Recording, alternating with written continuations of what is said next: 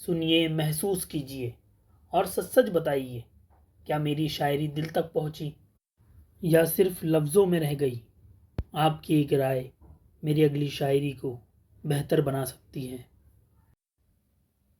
नगर नगर की खैर, है हर डगर की खैर, जो उसका साथ हो तो है बशर की खैर, जो मेहमान रखे उसे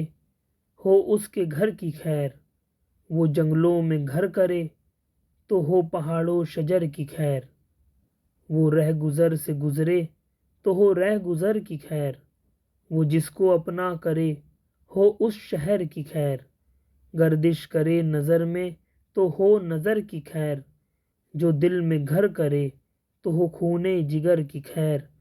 चंद पल का साथ दे तो हो सफ़र की खैर,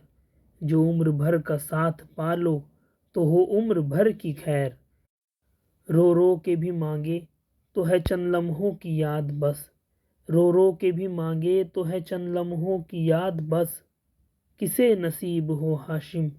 इस कदर की खैर, है नगर नगर की खैर, है हर डगर की खैर,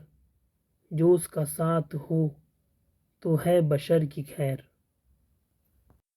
अगर दिल तक पहुंची हो तो कमेंट ज़रूर करना।